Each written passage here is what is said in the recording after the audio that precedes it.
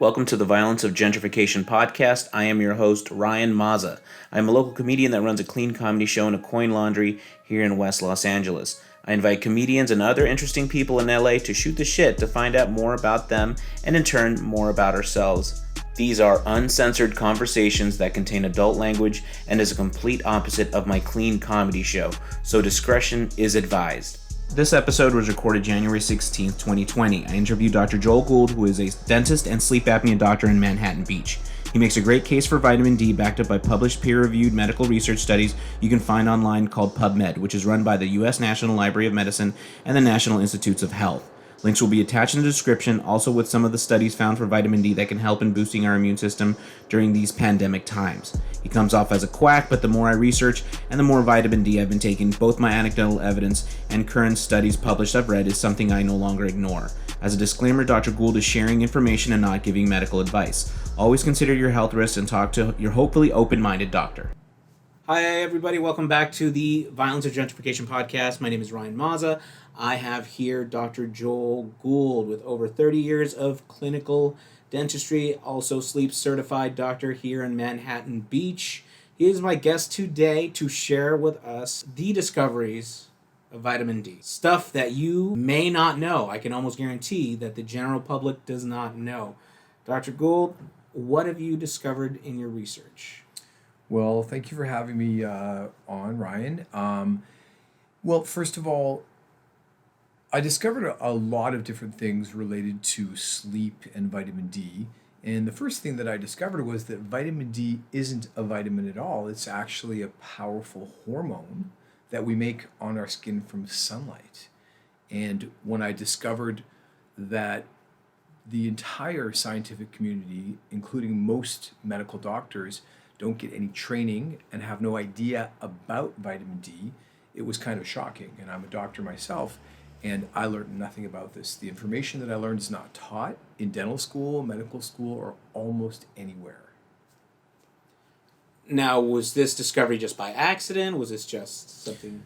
Well, so, when I was in dental school, and this was really over 30 years ago, of course I learned about vitamin D, and I learned what everyone really knows about it, that you need it to absorb calcium, and it's important for strong bones. Back in those days, I don't remember much other than that, calcium is important for your teeth and your bones. And so basically, I guess I thought like everyone else that this is a vitamin that I was getting from being outside, and that I got it in milk and juice, and that I was perfectly fine. So my discovery was really completely by accident. And how this all happened is really kind of strange in that I discovered by accident that I had sleep apnea. And I thought I was a great sleeper. I could sleep anywhere. I didn't snore. I'm not overweight. I didn't really have any of the conditions that I had always assumed was associated with sleep apnea. And once I discovered that I had it, I started to investigate it, and I did a lot of research. I actually traveled around the country to different camps of dentists who were treating sleep apnea with oral devices. And these are the special mouthpieces that keep your airway open and can eliminate snoring pretty much immediately. And this, it's called a mandibular advancement device. This is one of the only things that you can treat sleep apnea with aside from the CPAP. A lot of people think that you can treat this with surgery, but you really can't. It's kind of dangerous, and I don't recommend it. So this was something that was a complete shock to me because, I didn't have any idea that I had sleep apnea. And as I investigated, I found that the root cause was actually a vitamin D deficiency. Now, I remember discovering this and then not really understanding what that meant. I found a guru of mine on the web by the name of Stasha Gomanak, and she's a neurologist, been practicing for many years, and she discovered the connection between vitamin D and sleep apnea. And, I didn't really get how important this was until I really started to investigate what exactly is vitamin D and why should anyone even care? You mentioned that you found out you had sleep apnea. Now, like you mentioned, you're in great shape, you maintain your weight and whatnot. You expect that on like big dudes, older dudes, like some, men and women over like 50 that are overweight. That's people think, oh, that's normal. It's a part of life. It's a part of getting older. How is it that you were given that sleep apnea like diagnosis? I'm like, is this something that were you surprised that young people are getting this, that have this, or I mean, what's Well, so, I started to learn about sleep apnea probably 5, 6 years ago. And, like everyone, I just assumed it was caused by obesity. right? In fact, I went to a special conference and they gave us tape measures Mm-hmm. to measure people's necks. Mm-hmm. And they said, what you're going to do is you're going to measure your patient's neck. And then they're going to say, well, why are you measuring my neck? And then you're going to say, well, people with big necks have sleep apnea. Hmm. And I remember this, like it was yesterday. And I just thought, no, that's bullshit. Okay. I know that sleep apnea happens to young people. I have thin and fit patients who have apnea. I have a patient who's a chiropractor, a triathlete, and a super fit muscular guy who had terrible apnea. And I knew right away that this is nothing to do with your neck size, your pant size, or really anything. This is a completely different syndrome than anyone is thinking about. And anyone can get, obviously. Well, so the first couple, issues are, how do you know if you have apnea? Well, you Okay. can't know. The only way to find out is by having a sleep study. Okay. Now, back in the old days, you used to go to a sleep lab and you'd actually spend the night there and you'd be sleeping in the strange bed and they would hook you up with equipment called polysomnography. And this was some extensive equipment. They would wrap these wires around you and put a hose in your nose and a mask on your face and then, someone would be watching you in a white jacket with a clipboard and they'd say, sleep normally.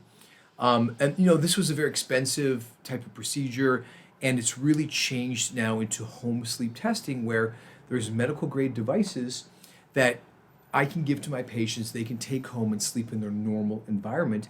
They bring that machine back. I download the results and I email it to a medical sleep doctor who views the sleep study and decides, is there apnea or not. So I did this on a class that I was taking in Las Vegas for the weekend, and I found out that I had apnea.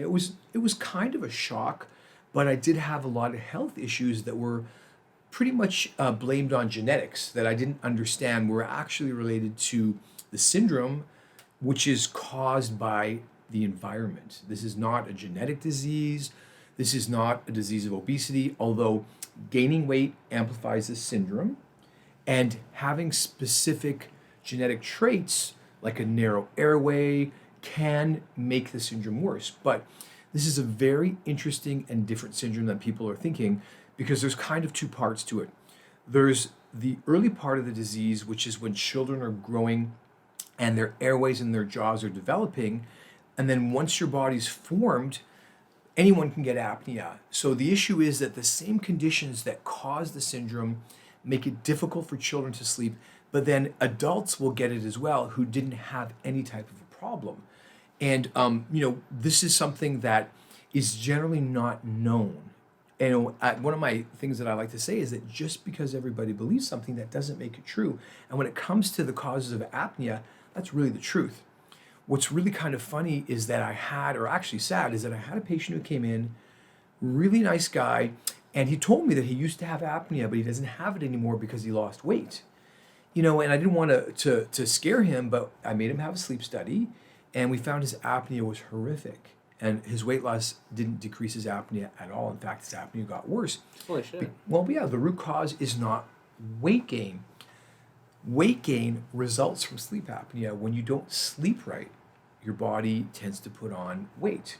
And it's actually a whole different syndrome than anyone's thinking. And that brings us back to vitamin D. So, vitamin D is something that doctors don't learn about. They don't test for it regularly, but it's really important because if you understand what vitamin D is, this is created by sunlight hitting your skin and transforming cholesterol that is normal in your skin. Cholesterol is not a villain. You do not need to get rid of it. Cholesterol is what gives animals muscles, skin, and tissue.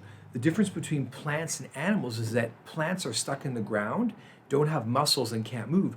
Humans, we have a completely different biology, but our entire biology is based on the separation of our different bodily fluids by cell membranes, which are fats. And those cell membranes are reinforced and strengthened by cholesterol. Cholesterol is your body's starter molecule, and it's turned into testosterone and estrogen and vitamin D. And this is a normal component of your skin. So when sunlight of a very specific wavelength in the UVB or ultraviolet B range of about 280 nanometers to 315, that's the range. When that sunlight strikes your skin, it breaks one bond in the molecule of cholesterol, and it literally transforms that molecule into something completely different from cholesterol into vitamin D. And that bond being broken now represents the energy of the sun that's stored in your body. In fact, humans are solar powered animals, and vitamin D is just one of the many products that we make by sunlight hitting our bodies. And sunlight itself is instrumental in our health. And I want to really be clear about this. You do need to be careful about how you go out in the sun, but I truly believe this, that people who don't go in the sun will never be healthy. Yeah, I mean, you got people who are, look really. You can tell people who aren't in the sun, they look like, total goth, Pasty, yeah. all pasty and stuff. Right. Like, yeah, sure, I live in my basement, or I'm goth, whatever. Right. Well, so think about it this way: is that humans really are animals, and all we really are is the most highly evolved animals on this planet that we know of. Advanced primates. Well, Yeah. and depending on what your idea of evolution is, because animals in the wild don't destroy their natural habitat, but look at what we're doing. All right. So Another topic for another day. A whole different topic. For another day. But here's the one question I want to have. Your research, you just didn't find this off of Joe Blow's website. You went to... I heard it on Twitter. Okay. No. What happened? And this is really the craziest part. So I don't know if people remember way back in the old days, there was a disease called rickets, and that was a severe vitamin D deficiency, where children who were working in factories in the Industrial Revolution had so little calcium absorption that their bones went soft, and they got bowed legs and had terrible dental development. This was a massive epidemic, and it's making a comeback because you cannot absorb calcium from your diet without vitamin D, and your bones are made of calcium, your teeth are made of calcium. Calcium is a major part of who we are. So I wasn't thinking about any of this. I did learn about rickets back in the day, but when I started to delve into what vitamin D is, I had my mind blown. And in my book's called The Modern Epidemic, I have pictures of people lying in hospital beds out in the sun. Okay, this whole idea that humans need sunlight, we already figured this out in the early 1900s. And I have in my book a picture of an ad for Schlitz beer with vitamin D from 1920s. This was called the Sunshine Beer. All right. So this was something awesome. Exactly. This was something that was known back in the day. That sunlight did a bunch of different things. And I want you to think about when you watch TV and you hear the commercials for Big Pharma, and they give you those warnings like, tell your doctor if you have tuberculosis. You'll get suicidal diarrhea. And all that crap. If you have swelling of the face, lips, Yeah. mouth, and throat, I'd run to the phone pretty quick. He's like, if your erection lasts more than 3 hours, call a doctor. Call your friends a brag. Right, exactly. That's what that is. Call your friends a brag. Right. Yeah. No. So It's like, this is just supposed to be. This is not even for something for sexual health. This is something for just like a vitamin or something. What's going on here? Right. Okay. Well, so when they say those commercials, they say, tell your doctor you have tuberculosis. Well, first of all, shouldn't your doctor tell you if you have tuberculosis? Right. You're not going to be like, hey guys. Right. But tuberculosis is a bacterial infection of the skin or lungs. And back in the old days, before antibiotics were developed in the late 1930s, the cure to tuberculosis, the actual cure, was going to a sanatorium, which was a special hospital setting. And you found these in Arizona and California and in the Mediterranean, where it's sunny. And the medical treatment, and I'm not even kidding you, to reverse tuberculosis, and this works, is lying in the sun. I can research and find this online. The people Absolutely. doing it. Wow. Absolutely. Just literally, there's tons of stuff on this. And in fact, the understanding of how important sunlight was, this was a big deal. This shaped Manhattan's skyline. there were building codes that defined that buildings had to have egress and different shapes. So when you see the Empire State Building, the code that made that building was one to let in more sunlight. Which is crazy. This all, back in the day, New York was like a cesspool. It was dark before there was electric light. There was crowding, and there was really very little sunlight. So this was something back in the days that was known. Now, again, prior to antibiotics, the cure to a lot of diseases was sunlight. Now you have to ask yourself, what is it about tuberculosis? Now that we have antibiotics, what is it about tuberculosis that is related to these pharmaceutical medications? And I'll tell you what it is, that those medications sequester vitamin D. That's a fancy word for when you're on those pharmaceutical medications, it lowers your vitamin D.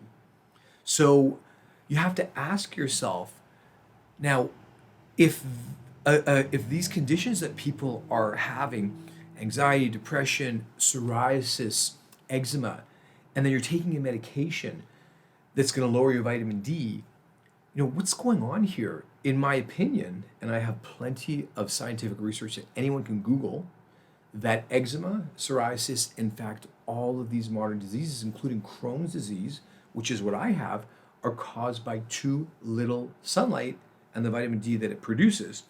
So when I was a kid and I was diagnosed with Crohn's disease, they put me on something called prednisone. This is a corticosteroid. This is the medication they give to almost everyone for everything. This is what I give my patients if I brutalize them with a terrible extraction. I give them prednisone because this basically gives your body cortisol, which is the hormone that helps you heal. And that medication itself, the actual medication to cure my Crohn's disease, lowered my vitamin D level. And that's why all those diseases also come along with osteoporosis and all kinds of crazy stuff. Now, reading your notes, you got these off of PubMed, public areas that me and you, anybody out there can go find the same research you did. Published, peer-reviewed, by schools, of course, research facilities, people that have clout. It's not just your average website. It's not somebody making up these numbers. No, this isn't like someone's opinion. Yeah. So what people need to understand. It's not opinion. People need to understand that when it comes to the scientific community, there is a website called PubMed. It's PubMed.com. Okay. And this website has all of the scientific studies. So in the scientific community, if you worldwide. Okay, not just U.S. No, worldwide. if you think something and you're a scientist with a university or you're a private company and you want to show or prove something, you create a study and it has to be very specific and it's peer reviewed, meaning that other people, your peers, look at it and go, is this phony baloney or what? And you have to think about, maybe, I don't even know at what point in time we could trust these scientific studies because someone has to pay for them. And the further we get down the line, the more expensive they get. And your discoveries of vitamin D isn't just supported by one or two There's things? about 10,000 studies on 10,000 studies. Yep. So the conclusions you're coming in together, it's not just from one or two pieces of paper. It's not like when hacks out there are saying, hey, don't anti-vaccine people going off of one research paper that was proven to be false and all that crap. Right. So keep in mind that I was skeptical about everything. And what happened to me was when Good to be skeptical. I started to hear about this information, and so I got my Googler out and I started to type in exactly what anyone can do. I put in vitamin D, PubMed, and cancer. Vitamin D, PubMed, Crohn's disease. Vitamin D, PubMed, anxiety, depression. You name it. And before we get into why this affects everything, and it's very, very simple to explain, but this is something that anyone can do. Now, there was recently a big study that was released called a meta-analysis. Have you heard of that type of study before? No, tell me about it. When was this released? So, meta-analysis is when some scientist, number crunches, takes all of the studies on a specific topic, in this case, vitamin D. They go through all of the papers, they analyze the data, they add it all up, and they came to the conclusion that vitamin D supplementation was irrelevant and that it didn't help anyone, that taking vitamin D didn't even strengthen your bones. Now, that's just bullshit. But why would a meta-analysis show that? So I knew right away when I saw that because I looked into the studies. And if you type in a study, especially just on cancer and vitamin D, you're going to find 50% of the studies say there is no effect of taking vitamin D or no association between vitamin D and cancer. And 50% said, we had people who had cancer and they all had low vitamin D levels, or we had people who had melanoma and we gave them vitamin D and it slowed the progression. So there's this pro and con. And really the devil's in the details, because unless you know what to look for, and we've talked about this, about dosing of vitamin D, that if you don't really understand what vitamin D is, you can design a completely useless study, and that's what happened. 50% of the studies are completely useless. Right. So, when we looked at those studies, I showed some to you. I think you showed me a study saying, well, look at this study. And I said, well, take a look at this, Ryan. When it comes to vitamin D, this isn't something that you take like a vitamin. This is like you can picture your stores of vitamin D like a California reservoir, okay? When you are replete with vitamin D, that means you're full up to the ideal level, which would be an evolutionary level. And if you think about it, this would be the level that humans would have naturally by living outside without clothing. And remember that for 99% of our evolutionary history, we were animals. We were out there in the wild. And so the level that our bodies are used to, or were designed in equatorial Africa, was unlimited. We would reach our peak in vitamin D, and the sun and the UVB radiation would break down excess vitamin D, so no one would ever go too high. We can talk about levels in a few minutes, but the documented highest level of vitamin D ever recorded was 100 nanograms per milliliter. And In a human. in Blood. a human. Yep. That was a farmer This in is Puerto blood. Rico, and you can Google this. Yeah. Now, I think we could do a lot better than that, because what I did was I stopped wearing sunscreen. I did a bunch of different things to stay in the sun safely, and you need to know what those are. But at the end of the summer, I went away to Spain for a week, and I came back, my level was 99. Nice. Yeah. Yeah. So, this is something that is a level that has to be measured. It's not a daily dose. So what's happening is, like that California reservoir, people are taking out more water is being used up than is being put in. There's not enough rain. So if you are using up your vitamin D, and you are every day, Right. and you're not filling it back up, that tank's going to go way down. So when these doctors were looking at this and setting up these studies, they didn't always take a blood level. Sometimes they just gave a dose. And sometimes the dose they gave was so minuscule, it would never have an effect. And sometimes they gave a proper dose, like 5,000 IU or international units, but they didn't run the study long enough to raise anyone's level. Because if you're just taking 5,000 IU or international units a day, you're never going to raise the level in your tank, and you're never going to get to that zone, and that zone is up over 50. We see all kinds of changes and reduction in cancer and every disease in the book when you pass 50 nanograms per milliliter. If you're listening in Canada, which I hope you are, I'm Canadian, that is a completely different reading. That's nanomoles, just to make things more confusing. So the levels I want my patients to be at that are evolutionary, that I believe protect from sleep apnea and cancer, is 60 to 80 nanograms per milliliter. And in Canada, it's 150 to 200 nanomoles. And you can divide or multiply by 0.25. Look, Dr. Gould, I've had my vitamin D tested. You say 60 to 80 being the optimal level. Now, this is with your research, but I've been told by my doctors, and current science tells me, doctor told me, hey, Good. as long as your levels are a 20 is fine. Even at that level, you think 20 is low. Well, okay, so if you're young and super healthy, a level of 20 won't kill you yet. But what you need to really understand is that, what is this? Why would we make a chemical on our skin from sunlight, and why would it be so important? And I sort of want to, make people understand of, a lot of times, when people say, well, when I hear one thing causes everything, I just know that's bullshit, okay? But when you understand the syndrome of what vitamin D deficiency does, and that's in my book, it's the modern epidemic. And the reason I called it the modern epidemic is that this is new, and this is an epidemic. People around the world are becoming vitamin D deficient from living indoors and being afraid of the sun. In India, there are hundreds of millions of people who are severely vitamin D deficient. It's a major issue because they stay out of the sun, because in India, skin tone is considered to be a reflection of your caste, where you are in the social system. And in a lot of the world where there are darker skins, whiter skin is coveted. In fact, I literally have met people who said, I met a guy from, I think he was from Kuwait or Qatar, and he said, I was my mother's favorite child because I had the lightest skin. And, this is really tragic, because assessing your level of evolution to skin tone, well, that's ridiculous and dangerous, and it's happening again and still all around the world. But Yeah, racism aside. all Or racism aside, racism aside, absolutely. we are working indoors. I mean, Yeah. a lot of times people go to work. People heading into work, they're in their car. People, when they arrive at work, they're indoors. You know what I mean? Yeah. I'm not saying everybody out there. You know, there's people who work outside and people who have right, active but those jobs that people are now covering themselves up. If you see like gardeners, they're covering themselves right. up.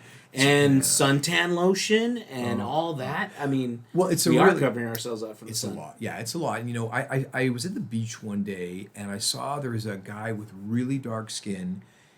He was selling ice cream on the beach and it was hot and he was completely covered head to toe. He had every inch of himself covered because he's listening to his doctors and they're telling him stay out of the sun. And he's wearing a wide brim hat, covered the back of his neck, long sleeves, sweating like crazy with dark skin. And it's tragic because the darker your skin, the more time you need to be out in the sun.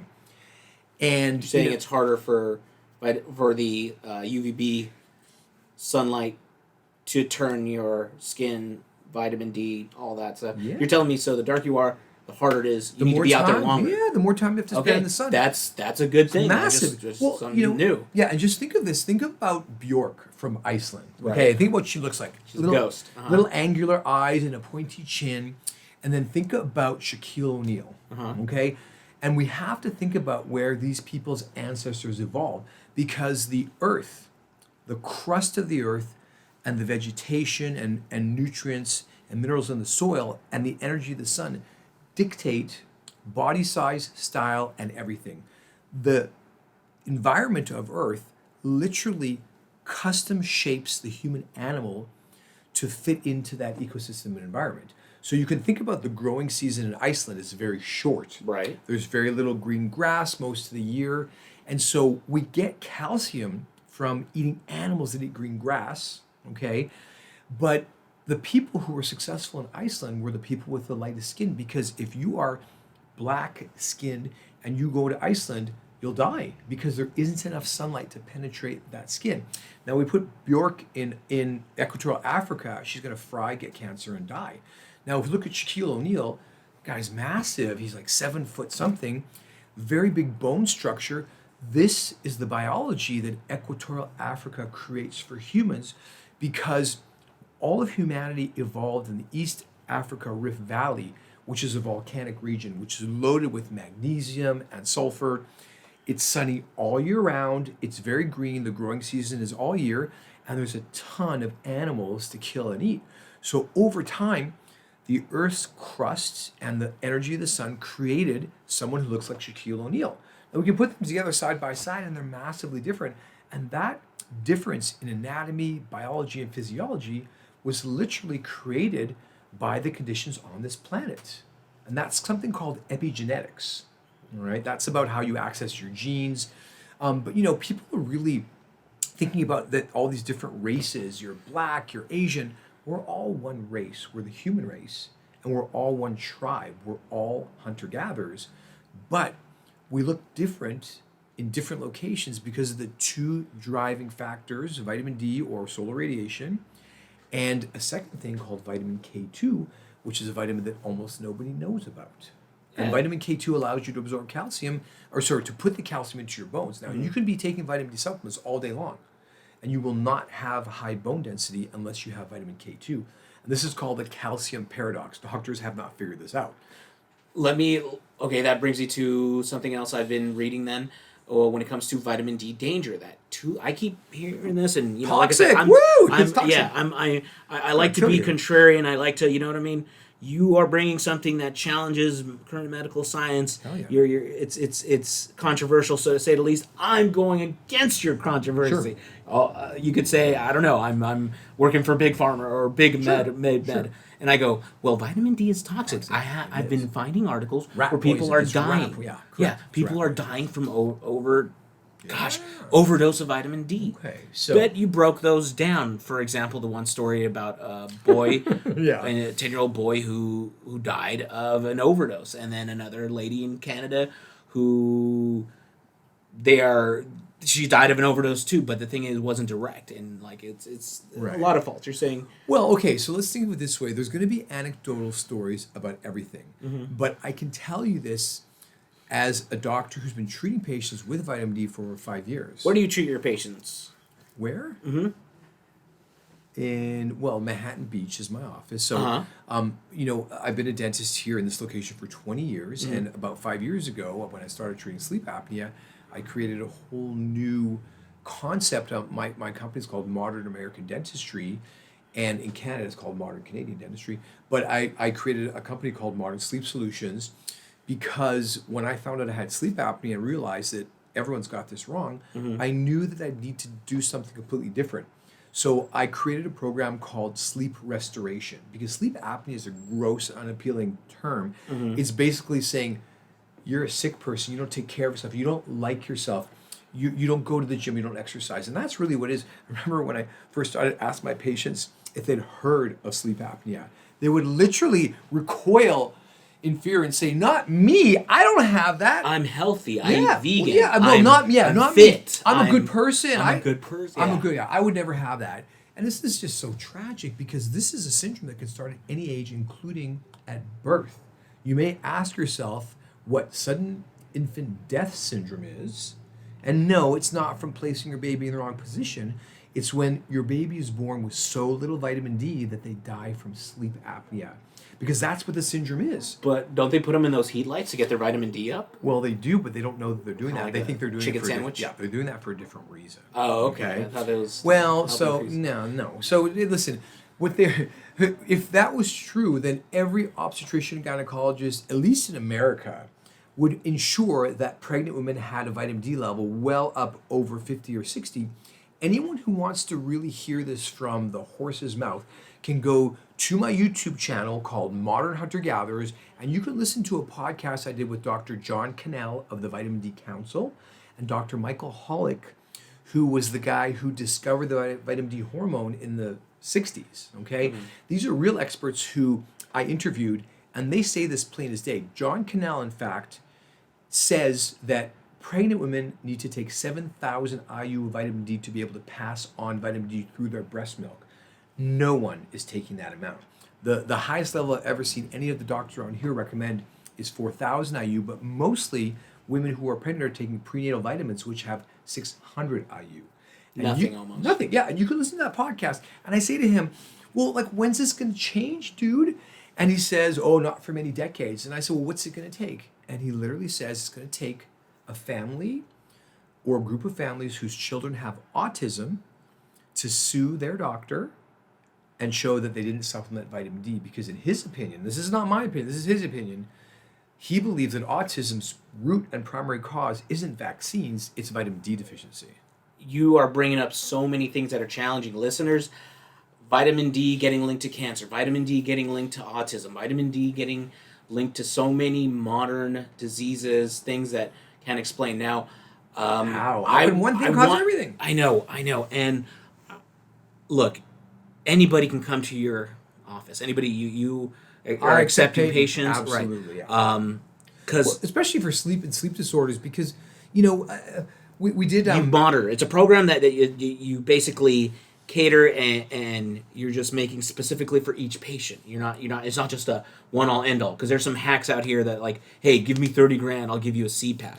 No, you're not doing that. You're doing a blood test. Absolutely. Well, paying attention. So diet restrictions. So this is a customized program that I created that I don't believe anyone else is doing what I'm doing. And again, this is based off the research that I've done.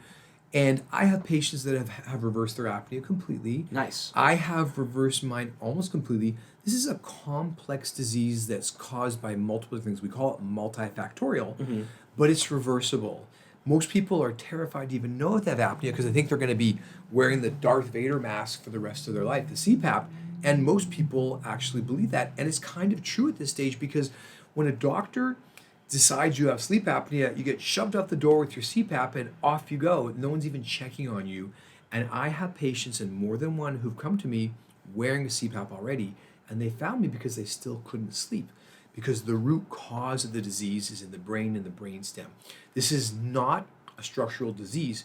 You got to think of common sense. If you can breathe while you're awake, then you can breathe while you're asleep. There's nothing wrong with your Interesting. airway. Nothing, okay? That makes a lot of sense Right? because normally it's like, oh, I can't breathe while I'm sleeping. Well, yeah, you can breathe while you're awake. Why can't you breathe? Well, Yeah. there you go. People are doing Makes sense. surgery. Doctors are doing surgery. They're cutting people's tongues out. They're implanting electrodes into the hypoglossal nerve, which controls the tongue, so that every time the tongue starts to fall back and clog the area, which is what apnea is, they shock the tongue. I mean, it reminds me of that Simpsons episode where they're all shocking each other, except that it's not funny. This Yeah. isn't funny. Holy shit. They're mutilating children. People are getting major surgeries. Now, some people need these surgeries to widen their airway. They have craniofacial disorders. But some people are getting all kinds of surgery, or especially the worst one is the UPPP, and it's not the ultimate fighting type of surgery. It's where they cut out your palate to stop the noise of snoring. And that's like if your house is burning down and someone comes by and just sucks up the smoke. Your house is still going to burn to the ground, Wow. but you won't see the signs or symptoms. Okay, Jeez, and that's how- a terrible surgery. How severe is the quote unquote apnea that they are recommending that? I mean, the fact that you're telling me about these surgeries, I didn't even know they existed. Right. I mean, I knew about the only thing I really mostly knew is tonsil removal Sure. or anything Sure. like that. So Well, you're telling okay, me so- there's surgeries out there that they're doing that just try to treat sleep apnea. Yeah. Holy so crap. well, so first line of defense, they used to always do tonsillectomies. Now they don't want to do them, and the reason that they cut it down to the tonsillectomies was kind of a money saving effect of your medical insurance, but ultimately that's a good thing because we don't want to remove anything. People cut out the appendix because they said it's not important. Well, the appendix is one of the most important things in your body, and I wouldn't cut anything out. Mother Nature doesn't make mistakes. If she put it there, there was a reason. Okay. Now your tonsils swell up. Why do your tonsils swell? Well, you can Google this on PubMed. And you can type in tonsil size, PubMed, vitamin D, and you'll see 3 studies. There may be more now, I don't know. But tonsil size is directly proportional to vitamin D status, meaning the lower the vitamin D, the bigger the tonsils. So, the first thing that happens to these poor kids is they get sick, they get colds and flus and allergies, and their noses clogged. And I experienced this as a kid. I had my tonsils out at age 4. And why is that happening? Well, vitamin D regulates the immune system. So if your immune system isn't working, your body freaks out and your tonsils swell up infected because your body is literally trying to fight that infection and you can't do it because vitamin D runs your entire immune system. And I can go more specifically into that, but it's kind of all you need to know. So removing the tonsils, sometimes no matter how much vitamin D you take, you got to remove the tonsils. It does happen. But if you have a child that has enlarged tonsils and you don't know their vitamin D level, you need to consider that, first of all, this is normal. Your doctor doesn't know this, okay? And you don't know what you don't know. Holy crap. Like, it makes me want to start eating vitamin D right now. Just Right. by handfuls. Well, you should. Holy you shit. should. If you guys are listening out there, man, you're like, what the hell? Well, and again, so the kind of things I like to talk about that are kind of funny and kind of sad, I call them the D excuses. And so when I first started to talk to vitamin D with my patients, it was exactly the same with sleep apnea. I'd say, tell me about your vitamin D level. I'd say, my vitamin D level is just fine, thank you very much. And they were literally like offended that I would ask them, I'd like be accusing them, you're stupid, you don't know your vitamin D level. The only answer to is how is your vitamin D level is I don't know, unless you had a test, because you can't know. So some of the things people would say, they're really totally understandable. They'd say things like, no, I'm fine, I drink milk, or I drink a ton of juice, or they'd say, my doctor's amazing and all my blood work came back normal. Or they'd say, I get a ton of sunlight. I walk my dog twice a day. And I'd say, okay, what time do you walk your dog? I walk my dog at 9 and at 4. Well, good luck. There's no vitamin D at those hours. So those are the D excuses. And, the only thing people need to understand is that this isn't your fault. You shouldn't know this. When I ask someone, what's your vitamin D level? You shouldn't know, but you should because your doctor should have told you. And I want people to think about this. You've heard Joe Biden wants to do a moonshot for cancer, right? The cure and ability to prevent cancer has been known for 90 years. It's sitting out there. And it's literally sitting out there in virtual, studies that have been done collecting virtual dust on the internet, literally, okay? So when I started to research this, I found all these scientists who are saying, hey guys, this is what cancer is. And it took me about 5 years to put the pieces of the puzzle together and start to collect the evidence that we know exactly what the cause of cancer is. And we actually know how to prevent it, but nobody seems to want to listen. Now, now that we know this about vitamin D, let me ask you, where can I get quality vitamin D? Because there is a lot of products out there. They've done so much research that some crap ain't pure because the vats they mix it in isn't pure. A bunch of crap, whatever. Okay. Where can I find vitamin D? Okay, so interesting enough. Well, first of all, I have my own vitamin line. So, of course, you could buy mine. Mine are made specifically, they're vegan, organic, no soy. And I know the food chain. You can find it on Amazon, I'm guessing? Absolutely. You can find my vitamin line on Amazon. And, the great thing about my vitamins is they're verified. These are, these are controlled. When you buy something on Amazon, some of that stuff comes from secondary sellers. A lot of that stuff comes from places you don't know. And, think about this. They had an expose about in India, they have these pharmaceutical manufacturing labs. And they would have two different labs, one for when the inspectors came and one for regular work. And that's for prescription medications that are monitored. Vitamins and supplements are not monitored or measured by the FDA. Okay? Now, the best part about all this is you asked me, where can I get vitamin D? And I think about France. I love France. I love French food. I love everything about France. But did you know that you cannot buy vitamin D supplements without a prescription in France? However, you can walk outside and take your clothes off and make as much vitamin D as you want. And get arrested. That's all. Well, I always tell people to expose themselves, take off as much clothes as possible legally. That's exactly it. Expose yourself legally. Yeah. Yeah. And so when it comes to vitamin D supplements, and when it comes to any supplements, I always say stick with a known name brand. Because what's the name of your brand? The name of my brand is Soul Sleep, and that's Sleep, SOL Sleep, because I say no sun, no sleep. The day is linked to the night. My logo for Soul Sleep is a sun and a moon, and I say no sun, no sleep. Soulsleep.com. I see you got your website there. Yes, nice. sir. And you have more. You have your YouTube channel. Yeah, my main website is Modern Hunter Gatherers, and MHG. Someone asked me, well, why that? Well, this is really simple. Humans evolved to be hunter-gatherers, but the life that we're living is not a match for biology. So we need to biohack all of our systems. And what we're really doing is we are biohacking our systems to be modern hunter-gatherers. We need to supply the missing elements of life that Mother Nature requires us to have, but are no longer available in the modern world. So that's why I, started to do any of this in the first place. Right, so we can get your vitamin line.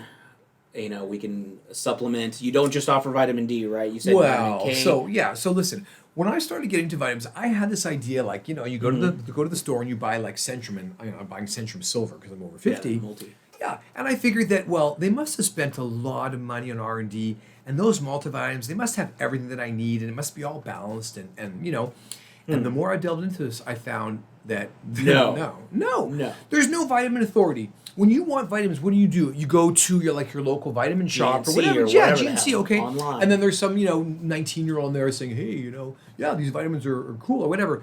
But I really discovered that there really isn't an authority on this. And so when I got into vitamin D, I right away discovered that you needed to take it with vitamin K2. Those two go together. They're soulmates, SOL for sun. And I kind of joke, they're the dynamic duo, they're the dynamic bone duo. They travel everywhere together. But both of those vitamins require magnesium to activate them. Or we need magnesium in a specific amount to help the transformation of vitamin D, how to get it active. So my minimum that I request all my patients take is vitamin D3, vitamin K2, and magnesium. I do recommend MSM, organic sulfur as well, and often B complex. And that's pretty much it. I take a multivitamin occasionally when I remember, but those are the essential elements of life. D3, K2, magnesium, and sulfur. And I don't go a single day without either getting sunlight or taking those supplements because those specific nutrients are missing from our food chain. They're just not available. No matter how healthy you eat, you don't be fooled. You cannot get vitamin D. You can get some K2 through your diet, but it's only found in grass-fed, organic meats, in the milk and meat of animals that eat green-growing grass, and pasteurization kills K2. So wow, yeah. So essentially, you can supplement and still get it, regardless of your personal choice of I want to be vegan or a vegetarian. So you have Soul Sleep, you have available D3, K2, sulfur, magnesium, and the B complex vitamin. Not just one B12, just one. right? You Yeah. have Yeah, wow, so all available. So the B vitamins, there's 8 B vitamins, and there's only one that you should ever take on its own, and that's B12. And you can get a blood level on B12, and it's kind of funny because all of medicine evolves around money. Now, back in the day, Medicare paid for a B12 test, so doctors started testing it because doctors do procedures that pay. Now, there's 7 other B vitamins that are equally important, but B12 is one that you really can take on its own, and that's what a lot of vegans take. Okay, but You can only get in meat. correct. Okay, correct. so that's why it makes sense to Yeah, if you get in a supplement, Yep. you don't have to eat meat. This is Right, given your personal right, lifestyle, right. dietary And choice. that should give you a hint. It's that maybe being vegan isn't that smart. There were no hunter gatherers who were Whoa, vegan. you're saying veganism is not okay? Not even that. Vegetarianism isn't smart. There were no hunter-gatherer tribes anywhere on this planet that didn't eat at least seafood. Okay. Right.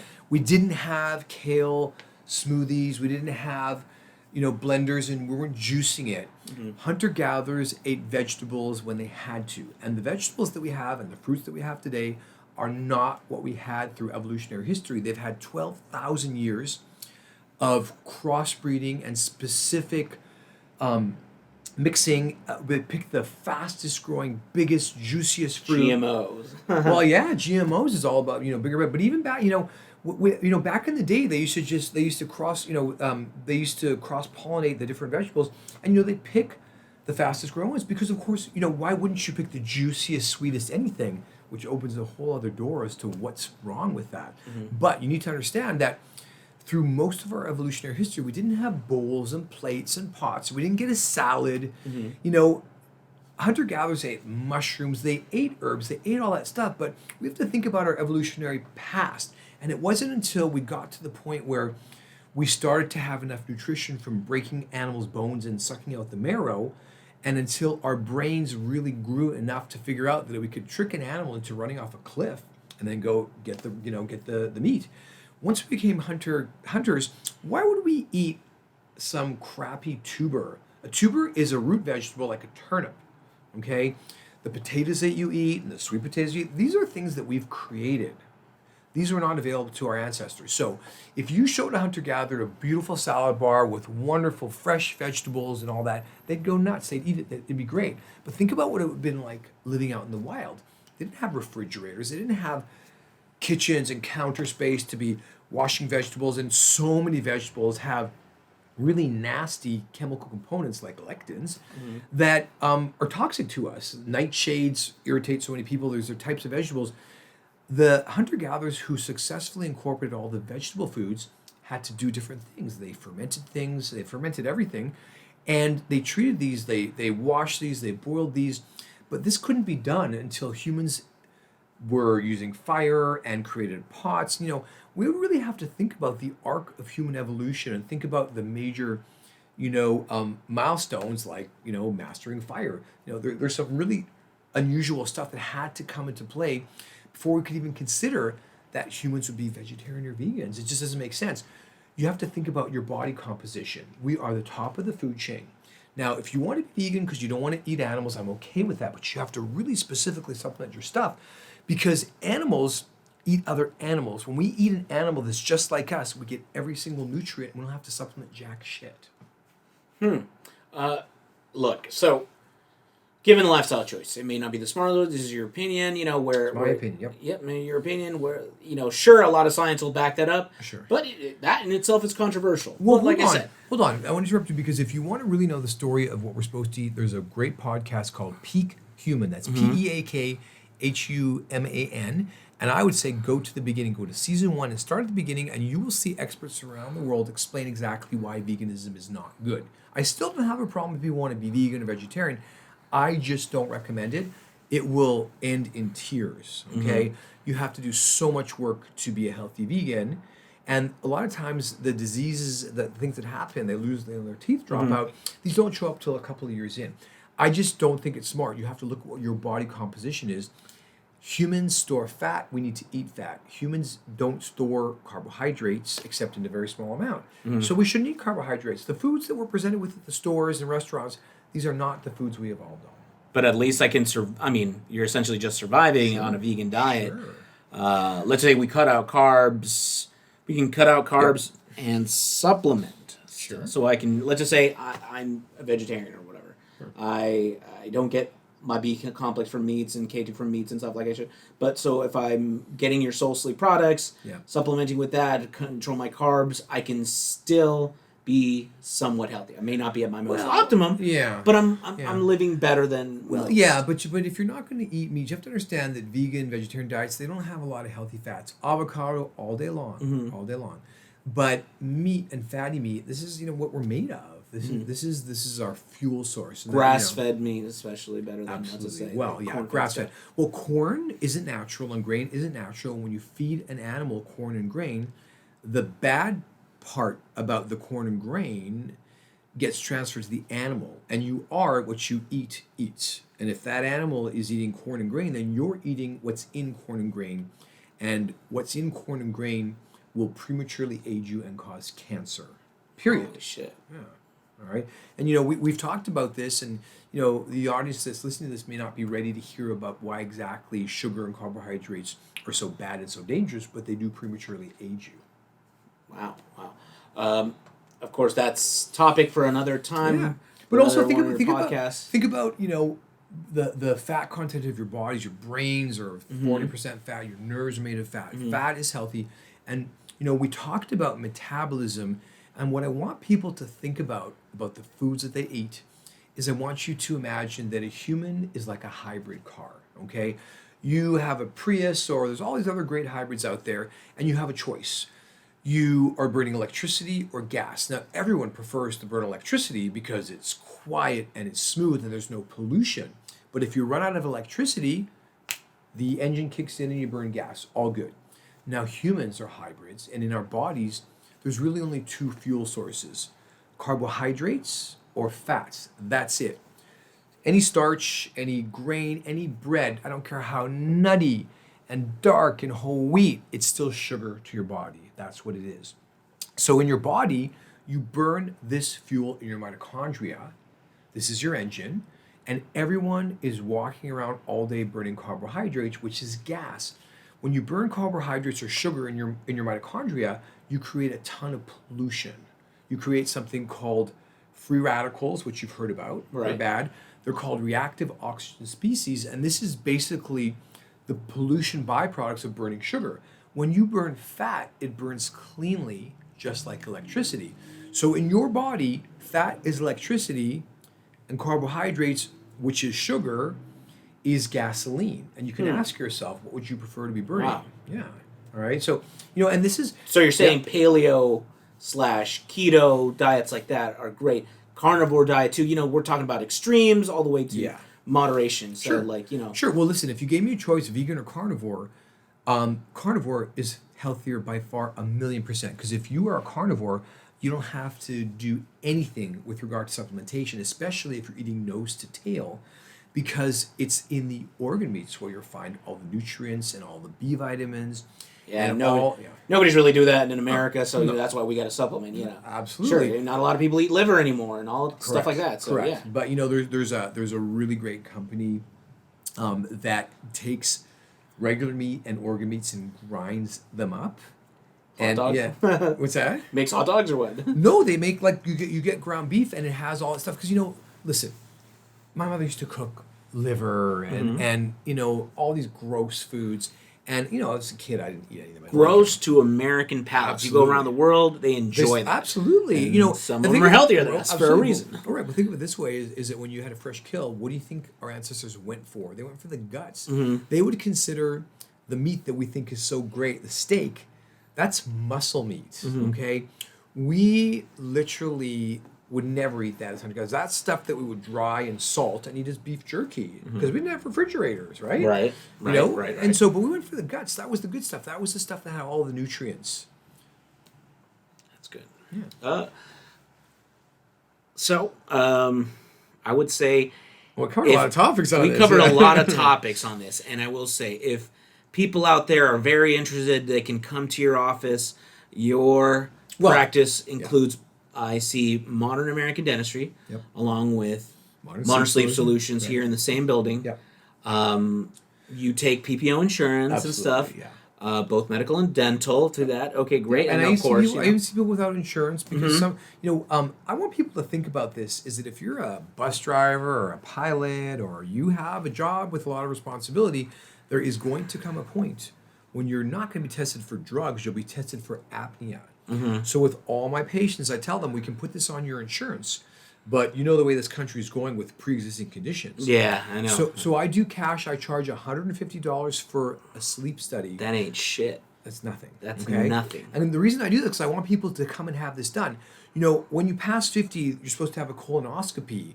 And I say if you pass 50, you should have a colonoscopy and a sleep study, but not necessarily at the same time. Mm-hmm. And you of course, with guidance, you recommend vitamin D. Sure. Well, I want everyone lab to understand to that go this information is not medical advice, okay? I am not your doctor. So Right. if you do anything really weird, This can't is just sue me. information. This is information, yeah. If you want to see me as a patient and you want me to be your doctor, come and see me. I'd be thrilled to have you here. And of course, you're sharing this information, and you customize Everyone's their apnea. different. Yeah, Everyone's we're all different. snowflakes, So, dude. We're all yeah, snowflakes. okay. And I have That's a basic, good. yeah, I have a basic. If I'm interested, I can come here. Yeah, Absolutely. anybody out there. I have a basic program that everyone follows, but I customize what type of oral device. Some people do not need to have an oral device or a mandibular advancement device. They just need my therapy. Some people who come to see me who can't sleep don't have apnea. This is a spectrum. It's a range. So you really want to have somebody who knows what this is. If we did that presentation on what you do when you can't sleep. I call it the journey of the insomniac, and people think that there's some medical sleep doctor they can go to. They're going to go and have a consultation, and this doctor is going to be able to help them with their sleep. That would be great, but it doesn't exist. That's me. Okay, if you get referred to a medical sleep doctor, you get in line for a sleep study, and then you come home with the CPAP if you have apnea. If you don't have apnea, you go home with nothing, and you still won't be able to sleep properly because that's why you went in the first place. But you'll have no questions answered, and very rarely will you be told that you can have an oral device. I have patients who have very mild apnea who've been wearing a CPAP, and when we test them, I go, this is really mild. We could use an oral device, and they're blown away because they haven't even heard that there's such a thing. They just assume that the CPAP is all that they can do. So. Absolutely. I love what I do. I've been a dentist for, coming on 30 years, and this is my new career. Treating sleep apnea is what I want to do. I want to reverse this. I want to prevent this. You are sleep restoration trained. You do have your certification on that. You work with an MD when it comes to prescribing the CPAP. You're not just, this is all. Well, this yes. is under the guidance of your primary care physician, and of course, with the sleep MD doctor who does a prescription with CPAP. Correct. I mean, anybody can come here, but you give them the information from the research you've learned to customize their treatment to improve their lives. Now, mind you, it's not medical advice. It is just information that you're sharing with them, which is great. It's Well, when someone comes to my office, they're now officially my patient. But what my program is really all about is that it isn't just I'm going to fix your apnea. That's allopathic medicine. I don't know if you've heard of that expression before. Allopathic medicine is what the main medical system is treating the symptoms of disease. If you have high blood pressure and you go and see a doctor, they say, they treat the symptoms. They give you a pill to stop your blood pressure from going too high. They don't go to the root cause. And no, it's not obesity. It's not, okay? High blood pressure is one of the same root causes as sleep apnea. This is a neurogenic disease of the brainstem. The brainstem is the system that controls all of your processes. So when I treat sleep apnea, of course I do an oral device where suitable. So that's an allopathic treatment because someone can't keep their airway open. I shove in a splint to keep the airway open. That doesn't fix the disease. So what I do is I do a treatment program to empower people to take control of their sleep for the rest of their life, because we spend 1/3 of our life sleeping, and if you don't sleep right, you don't heal. And if you don't heal, you age prematurely, and that's what sleep apnea is. It's literally a disease of premature aging, and I kid you not. So I don't want people just to say, come in, fix me, I need a pill. That would be great if we had one. But people need to There's levels to this. Yeah. Now, some of my patients, they don't care. They come in, they have the oral device. I beg them to take their vitamin supplements. Sometimes they do, sometimes they don't. and they're happy, and that's fine. Those are the people who go to their doctors and do what the doctors say. They don't really have time to investigate further. Many of my patients, when they see or feel the improvement of not being exhausted, not falling asleep at 3 p.m., not dosing themselves with caffeine, feeling like a human being again, once they realize what that feels like, they want to know more, and they want to know how they can maintain that level of health and what it's going to take into the future for the rest of their life. Now, I know what causes sleep apnea. I know how to reverse it. It's just not easy. If you're determined to have this disease reversed, it can be done, but it takes a lot of work. And that's what my job is from now until I retire. My job is to share the information about how to fix your sleep organically. And that's really what sleep restoration is. It's a lifestyle program. This is something that's caused by multiple different factors, and you can't fix this immediately and overnight. There is no magic bullet. You need to understand how your body works. One of my things that I repeat, ad nauseum, is that you can't fix or repair something unless you know how it works and why it broke down in the first place. Wow.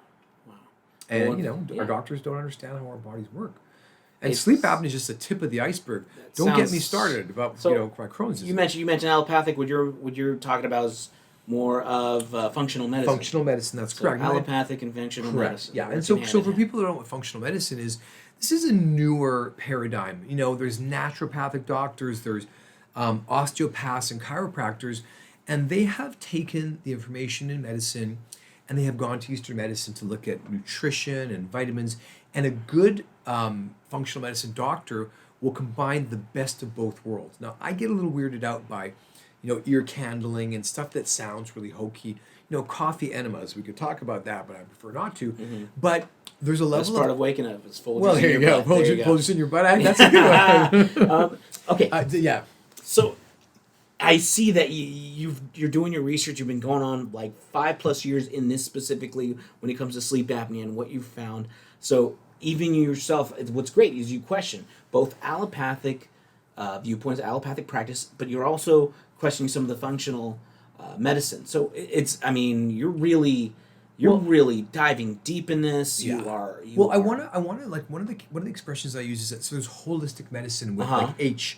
And some people ask me, are you a holistic dentist? And the answer is no, because there's a lot of bullshit. Mm-hmm. Holistic dentists have some wacky stuff. Now, some of them are really good, and some of the things they do are very health-oriented, and I don't want to say they're all bad, but the truth is that I'm holistic at WH. I look at the whole person. I walk the line between quackery and Western medicine's debauchery, really. I mean, some people after hearing this podcast will probably write you off as a quack immediately, and some people will pay attention, some people will take your advice, some people will look more into it. And I mean, the only thing I would suggest is looking more into it, because it's easy to dismiss anyone. Well, exactly. So when I start to talk like this, so many people want to fight me, and they haven't spent 2 seconds researching this. I don't know what it is, and I don't mind. And here's the real truth: not everyone is ready to accept what I'm saying, and I'm saying that sleep apnea is only one symptom. It's a symptom of chronic modern disease that I lump together as the modern epidemic. It's the epidemic of modern living, and it's caused by a separation of the human animal from its natural habitat. So animals in captivity get sick, and this is one of those cases. This is literally the disease of modern living caused by more than one thing. I talk about my YouTube page is called Modern Hunter Gatherers, and there's a reason why that is, because I really want people to understand who we are. Yeah. One interesting thing, and just as a side note, I have a lot of dental experience. I've been in the dental field for about 15 years, and one of the things we discussed in conversations was going back to holistic and quackery. Everybody I know who works in dentistry or interested in dentistry has seen that documentary of Root Cause. Oh, yes. Okay. Wow. Now people go, oh my God, it's so convincing. Yet even I myself say, where's the data? There's no research. There's no data to support it. Essentially, that documentary saying that root canals cause cancer. Root canals cause this and that. Media manipulation. Exactly. It's just really bad science or no science. Okay. Yeah. Get Pose- ready. Yeah, and yeah. get ready for this because some very powerful people with very sharp tools can try and convince you of anything. Right. Very good cinematography and storytelling can convince you something, Right. and there doesn't necessarily be a shred of evidence that's the truth. There was and, no evidence there. No, not at all. Well, so it comes from this is kind of sad. Correlation is not causation. Right, oh right. my gosh. Well, also, I think you need to understand if someone says that having root canal causes cancer, show me the mechanism of action. We have such a deep level of understanding of biochemistry. Show me how. What is it? And I can tell you exactly the root cause of cancer. We can talk about that in another episode. Right. But that information isn't even a secret. People are shouting that at the top of their lungs. No one's listening because people are making too much money treating people with cancer that doesn't do anything. And I watched my parents die a tragic death from that. So. And going back to it and talking about that documentary, how Sure. you immediately talking about What's Mr. your- Price, Dr. Sure, Price. Weston Price. Okay, yeah. He is both, I would say, Villain and hero. villain and hero. Yeah. Hero because he helped you discover he himself made discoveries Yeah. almost 100 years ago in regards to vitamin D that nobody's paid attention, nobody's hearing about. Not even in dentistry are they talking about it. But these quacks who support root cause, that documentary I just brought up, Right. tout him as also. I mean, like I said, no one is perfect. Yeah. You know, you can have heroes, you can have villains. The hero part is, of course, his vitamin D discoveries that you Sure. just found and gone further. Yeah. Well, more than that. So just you can Google this guy. His name is Weston A. Price, and he was a Canadian dentist. And I'm like the reincarnated Weston A. Price. I'm Canadian. And this guy in the 1930s, and I want people to understand, in the 1930s, Adolf Hitler was in Nazi Germany exterminating people who were genetically inferior to the Aryan race. In America, there was a whole topic of conversation called eugenics. Now, eugenics was the study of how different races should be mixing. And a lot of the science and technology at that time was describing the fact that they thought that the mixing of races was causing the destruction of teeth and the lack of room for wisdom teeth.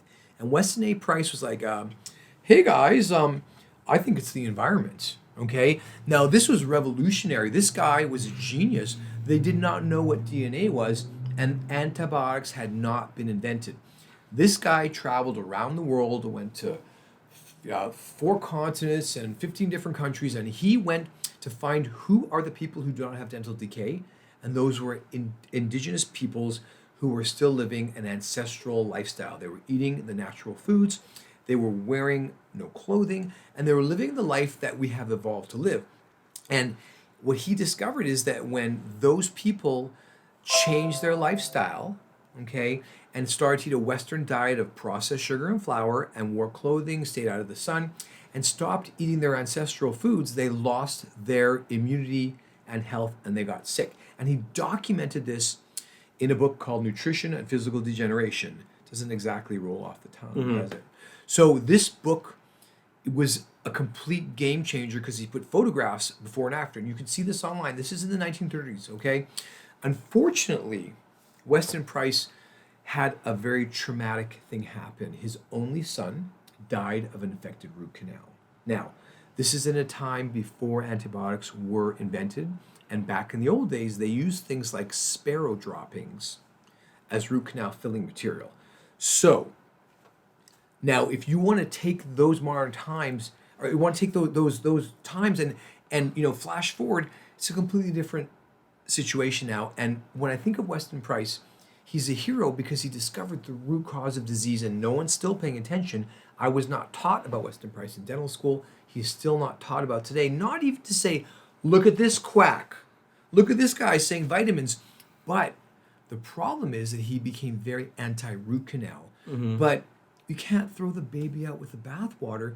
You can't dismiss this guy because he got a little wacky in the end. His only son died of an infected root canal, and he became a crusader against root canals. And that is the basis of root cause, and that's Yes. something that they won't tell you. They don't Correct. share it. That's No. the real truth. He died of an infection back in the day when they were using no bird antibiotic. shit. Well, yeah. And Bird there's- shit as root canal. Yeah, And, and you there's know, no science antibiotics. advanced and no Yeah. antibiotics. So yeah, that makes sense. Now that you're saying it, Sure. now that we're talking about it, that kind of destroys the entire documentary of root cause, and it's brings it up as bullshit. Bullshit. And And you know, yeah. And, holistic practitioners, holistic dentists to this day believe that. Yeah, they they will do. refuse to do root do. canals. They really believe. Yeah, and it's tragic causes because this shit. misinformation is leading to mutilation of humans. Whether Wow. it's sleep apnea or root canal. So I've had people come to me saying, I want to have my tooth extracted because it's a root canal, I don't want to get cancer. Now, mercifully, I've been able to talk every single one of those patients out of this, and I explain to them when I From do the a ledge. What's that? Talking to him back from the ledge, yeah. Yeah, for sure. You know, when I tell them I use a rubber dam and I disinfect the tooth and I have you covered on antibiotics and I use these different materials, I've done so many root canals, and you know, I have a very specific technique to make them safe, and they work. Okay, yes, root canals fail, but there's different causes. So, you know, like any medical procedure, some work and some don't. But it's very interesting, and you need to understand that when you go online and you hear this compelling story and there's music and you know they're making you feel these emotions, it doesn't matter because it could be total bullshit. Just because everybody believes something, it doesn't make it true. So people believe it, and it's touted out there with really no evidence, no researched papers, nothing out there. Well, okay. So that's where I see coming back to you. I go, the things you're talking about, you can research it. You can find it on PubMed. Well, okay. I want to warn everybody. Yeah, So, but it's out there. it's out there. Okay. But you're just doing us the favor of getting information and compiling it. You're curating curating information. Yeah, absolutely. Nice. You know, but because you can. So here's what PubMed is. PubMed, you can cherry pick studies to support whatever theory you have. it. Okay. And it gets harder when the theories are bullshit. But there's a lot of scientific studies out there, and I cherry picked my studies for my book because I wanted to show people the most compelling studies. A guy did a study that basically said vitamin D deficiency is the root cause of aging. We investigated him. He's a pretty cool guy, and this is a real medical doctor, and he's right. It's a very simple article that almost anyone can read, and you can look him up. His name is Dr. Burridge. And type in PubMed, vitamin D aging and Burridge. How do you spell that? It's was it Burridge? He's been knighted, right? So he's a really famous guy. Sir Michael Barrett. Sir Michael Barrett, right? Wow.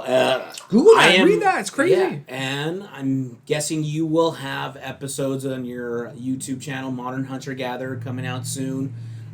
Interviewing these folks, you're gonna have your. Well, if anyone your own, listening to this is interested, first of all, the podcast I did 5 years ago is worth listening to, but I'm updating it. You're I'm updating upgrading it. 2020. 2020, exactly.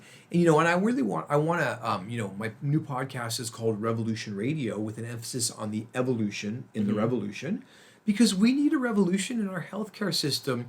You know, this is a revolution that is actually being fought, and it's not something that you see like in Hong Kong with people protesting and water cannons and rubber bullets.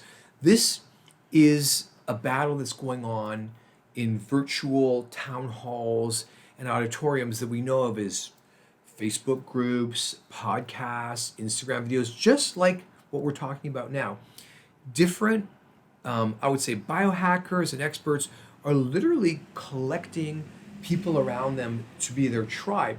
And this revolution is happening. It's unstoppable, okay? I kind of joke and I say that modern medicine or allopathic medicine is literally trying to subvert this by, you know, shooting those rubber bullets to stop the protests. And there's a lot of doctors who put other doctors on the quack watch list. And, you know, I want to share kind of a funny story is when I got into this. I was an allopathic doctor. I believed that women who had fibromyalgia were neurotic, and I wouldn't even believe it was a real disease. And, you know, that's kind of the joke that we used to make about, oh, you know, she or he's crazy. And, you know, when I started investigating this whole natural world, I found a couple of really cool people. I found Mark Sisson of Primal Kitchen. He's a really cool guy. I started to read his stuff, and it started to open my mind to a different view. And then I found a guy by the name of Anthony Mercola. And I thought this guy was the biggest quack in town. I literally started laughing when I was reading his stuff. Now, when I hear about something, I hear that maybe I'm not taking enough vitamin C. The first place I go is to Mercola, because he'll have every story at a glance and give you the highlights with peer-reviewed studies. Now, I don't agree with everything that he says and does, but everything he says and does makes sense, and it's supported by science. And a lot of it, you know, is really like, science without common sense is dangerous. It Very really dangerous. is. It can hurt you. Oh It my can gosh, whatever. yeah. So So get the info. there Get you go. guided. There Get you go. Yeah. get you come may, here. Right. Well, there you go. Modern Sleep Solutions. And I say, if people want to call me a quack because I talk about vitamins, then don't come here. But you can't fool Mother Nature. She created our bodies from the substances in the earth, and vitamins run everything. The B vitamins, all 8 B vitamins, those are cofactors in the production of energy.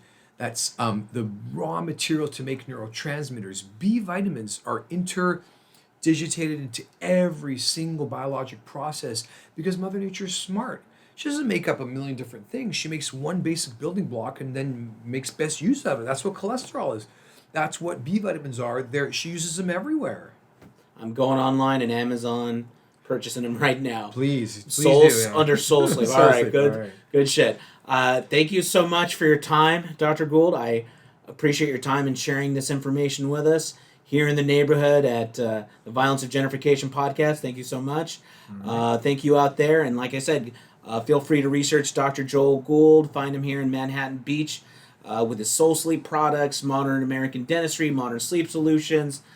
Great. And Modern Hunter Gatherer, it's his umbrella. You can find it online, has his own YouTube channel, and that's the paradigm there. Anything last words? Yeah. So what I want to say is my book is called The Modern Epidemic. It's not released yet. Not yet. Not yet. Okay. But the cure to the modern epidemic is something I call tribal life. Tribal life. Yeah. Great. That's amazing. So check out my website and you can hear a little bit more about what that entails, and it's pretty good stuff.